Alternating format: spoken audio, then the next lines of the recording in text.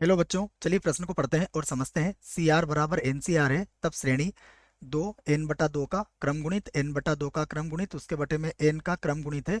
और उसके बाद कोष्टक में है सी जीरो की घात दो माइनस दो सी वन की घात दो प्लस तीन सी टू की घात दो, और इसी प्रकार है माइनस एक की घात एन एन प्लस एक सी एन की घात दो। और हमें यहाँ पर कहा गया है कि एन एक सम धनात्मक पूर्णांक है, तो इसका योग होगा, अर्थात इसको हल करने पर क्या आएगा। तो विकल्प ए बी सी और डी, ये चार विकल्प इसके लिए हमें दिए गए हैं। इनमें से हमें सही विकल्प का चुनाव करना है। प्रश्न को हल करने से पहले हम प्रश्न के लिए मुख्य अवधारणा लिखेंगे, जिसकी सहायता से इस प्रश्न को हल किया जाएगा। तो मुख्य अवधारणा में हम द्विपद प्रसार के कुछ महत्वपूर्ण परिणामों की बात करेंगे। तो द्विपद प्रसार के कुछ महत्वपूर्ण परिणाम होते हैं, द्विपद गुणांक पर आधारित होते हैं। उन्हीं को मैं लिख देता हूँ। देखिए, सबसे पहले आपको ये पता होना चाहिए कि सी जीरो का वर्ग माइनस सी वन का वर्ग प्लस सी टू का वर्ग, और इसी प्रकार अगर इस क्रम को जारी रखें, ये होगा माइनस एक की घात एन सी एन का वर्ग। तो ये बराबर होता है माइनस एक की घात एन बटा दो। ये कुछ महत्वपूर्ण परिणाम है जो सीधे याद रखना है हमें। यहाँ पर होगा एन का क्रम गुणित, बटे में होता है एन बटा दो का क्रम गुणित, उसके बाद फिर होगा एन बटा दो का क्रम गुणित। तो ये सूत्र आपको याद रखना है।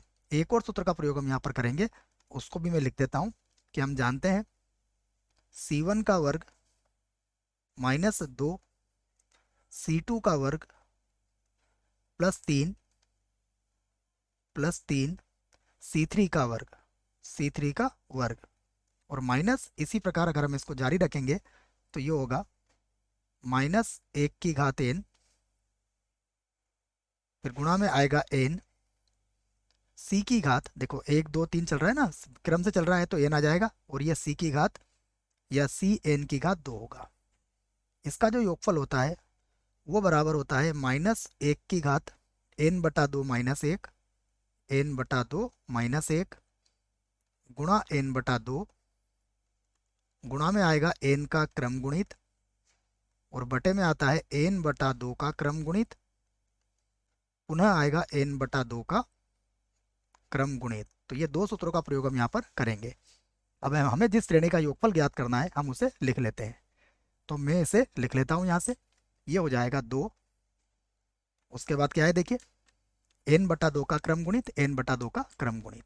तो दो, उसके बाद एन बटा दो का क्रम गुणित, उसके बाद फिर से आ जाएगा एन बटा दो का क्रम गुणित, और बटे में कितना है एन का क्रम गुणित।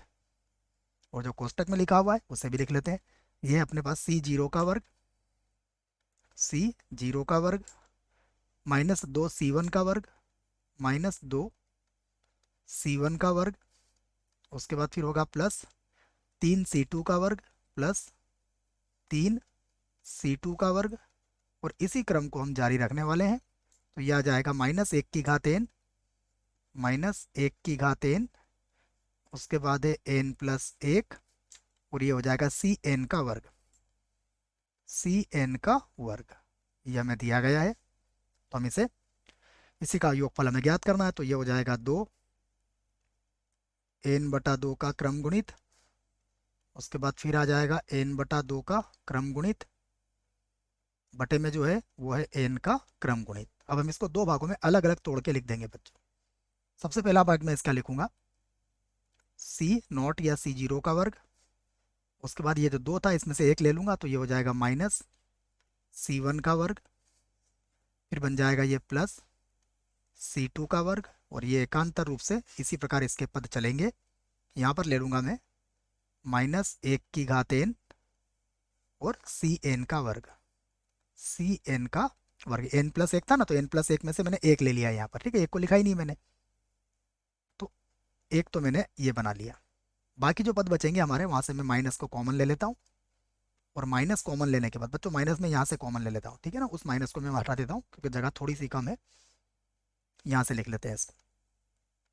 तो फिर से कोष्टक देखिए, सबसे पहले अगर आप देखोगे तो सभी में से जैसा है वैसे लिख देता हूँ मैं। ये माइनस का दो था, एक मैंने यहाँ ले लिया था तो यहाँ माइनस का बचा था, लेकिन मैंने माइनस कॉमन ले लिया है। तो ये हो जाएगा C1 का वर्ग।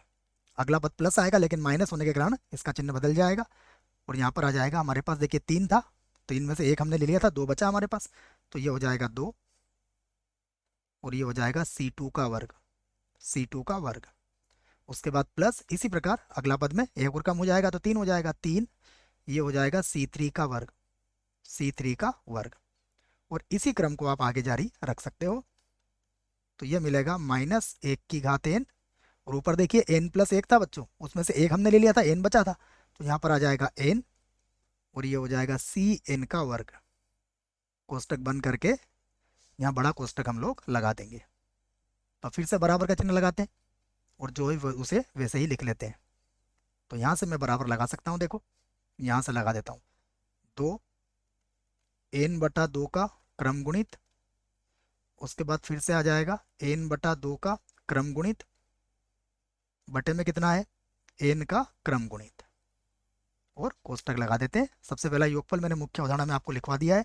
ये किसके बराबर होगा, ये बराबर होता है -1n/2, उसके बाद होता है n का क्रम गुणित, और बटे में कितना आएगा, n/2 का क्रम गुणित, n/2 का क्रम गुणित, और फिर से आ जाएगा n/2 का क्रम गुणित। ठीक है, उसके बाद देखिए माइनस का चिन्ह है तो माइनस का चिन्ह ले लेंगे। इसका मान भी मैंने आपको लिखवा दिया, इसका मान होता है -1 n/2 -1, n/2 -1 गुणा, ये आ जाएगा n/2, उसके बाद फिर गुणा, यह आ जाएगा n का क्रम गुणित, बटा यहाँ पर आ जाएगा n/2 का क्रम गुणित, और फिर से आ जाएगा n/2 का क्रम गुणित। ठीक है, अब हम इसका कोष्टक खोल सकते हैं, अर्थात इसको अंदर गुणा कर देते हैं।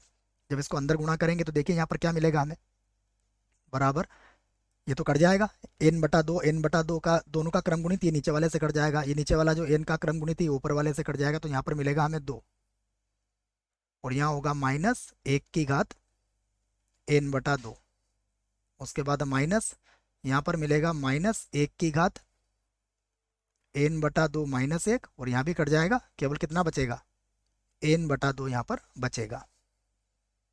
ठीक है, और 2 का गुणा हम इधर कर देते हैं इसको, तो मैं यहाँ लिख देता हूँ गुणा 2। ठीक है, दोनों में 2 का गुणा भी कर दिया हमने, तो यहाँ 2 से 2 तो कट गया। हम चाहें तो क्या कर सकते हैं, -1n/2 कॉमन ले लेता हूँ मैं, -1n/2 को मैंने यहाँ से कॉमन ले लिया, तो यहाँ पर देखिएगा क्या बचेगा, यहाँ पर अगर आप देखेंगे तो 2 से 2 तो कट ही जाएगा, यहाँ पर हमें मिलेगा केवल 2, यहाँ पर -1, देखो तो 2 से 2 कट गया, इसको लिखने की जरूरत नहीं है। अब -1n/2 मैंने कॉमन ले लिया है, तो यहाँ पर क्या मिलेगा मुझे, केवल -1 मिलेगा, और गुणा में कितना होगा, n होगा, -1 ये तो -1 के बराबर होगा, तो माइनस माइनस प्लस हो जाएगा, तो ये हो जाएगा -1n/2, और यहाँ पर आ जाएगा n+2। यही हमारे प्रश्न का क्या है, उत्तर है। अब मैं विकल्प देखता हूँ कौन सा विकल्प सही होगा। ठीक है, तो विकल्प की तरफ चलें, तो पहला तो गलत है, दूसरे में n+1 आ रहा है, ये भी गलत है, इसमें n+2 तो आ रहा है परंतु घातांक n है, तो ये हमारे पास ये भी गलत होगा।